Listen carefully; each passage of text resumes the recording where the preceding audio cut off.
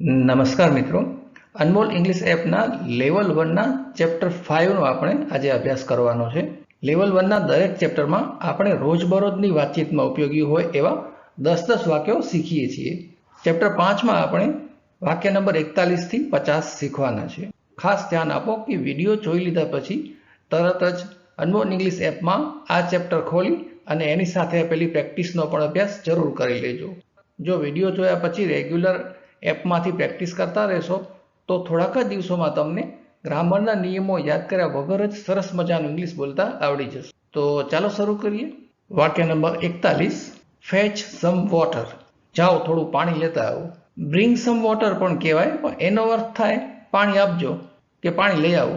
જઈને લઈ આવો એવા અર્થમાં ન કહેવું હોય તો બ્રિંગ સમ વોટર કહેવાય. અને ફેચ સમ વોટરનો અર્થ થાય કે કદાચ એ વ્યક્તિ તમારી બાજુમાં જ બેઠેલી છે ને તમે એને કહો છો કે જાઓ રસોડામાં જઈ અને પાણી લઈ આવો, ફ્રીજ પાસે જઈ અને બોટલ લેતા આવો. એટલે ઊભા થઈને જાઓ અને લઈ આવો એમ કેવું હોય, એ અર્થમાં કેવું હોય તો ફેચ શબ્દનો ઉપયોગ થાય. ફેચ એટલે જઈને લઈ આવવું, ખાસ એના માટે જવું અને લઈ આવવું કોઈ પણ વસ્તુ. અને બ્રિંગ એટલે ફક્ત લાવો, લેતા આવો. બ્રિંગ સમ વોટર, થોડું પાણી આપો કે થોડું પાણી લેતા આવો. ત્યાર પછીનું વાક્ય છે વાક્ય નંબર 42, ધીસ ઇઝ ફાઇન. આ સારું છે, આ બરાબર છે. કોઈ બાબતમાં તમને પૂછતા હોય કે જો તો આ કેવું લાગે છે, આ કેવું લાગે છે, 2-3 વસ્તુ બતાવીને પૂછતા હોય અને તમારે કહેવું કે હા આ સારું છે, તો કહેવાય ધીસ ઇઝ ફાઇન. આ સારું છે, આ બરાબર છે, આ રાખી લ્યો. વાક્ય નંબર 43, ધીસ ઇઝ માઇન. આ મારું છે. માય એટલે મારું, પણ જ્યારે છેડે આવે વાક્યના છેડે ત્યારે માઇન થઈ જાય. ધીસ ઇઝ માઇન, આ મારું છે. ધીસ બુક ઇઝ માઇન, તો આ બુક મારી છે. ધીસ મોબાઈલ ઇઝ માઇન, એ તો આ મોબાઈલ મારો છે. This is mine. વાક્ય નંબર 44, કીપ ઇટ હિયર. તેને અહીં રાખો. કીપ એટલે રાખવું, મૂકવું. હિયર એટલે અહીં.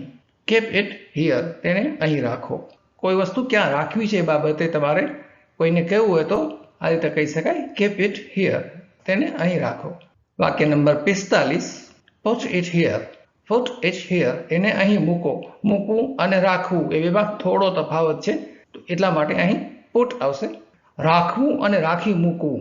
કીપ એટલે સામાન્ય રીતે રાખી મૂકવું અને પુટ એટલે મૂકવું. તો ફક્ત મૂકવાનું કેવું હોય તો કહેવાય પુટ ઇટ હિયર. કોઈ વસ્તુ ફ્રીજમાં મૂકવી છે એમ કેવું હોય તો ત્યાં ફ્રીજમાં મૂક્યા પછી આપણે રાખી મૂકશું ફ્રીજમાં જ થોડા સમય માટે, તો કીપ કહેવાય. અને પુટ એટલે ટેમ્પરરી કોઈ વસ્તુ મૂકી હોય થોડાક સમય તો એને પુટ કહેવાય. Put this cup on table. આ કપ ટેબલ પર મૂકો. તો ત્યાં જ રાખી મૂકવાનો નથી, ચા પી લીધા પછી એ કપ લઈ લેવાનો છે, તો એમાં પુટ આવે. વાક્ય number 46, don't worry. Don't worry. Do નોટનું ટૂંકું રૂપ ડોન્ટ એટલે નકાર વાક્ય અને વરી એટલે ચિંતા.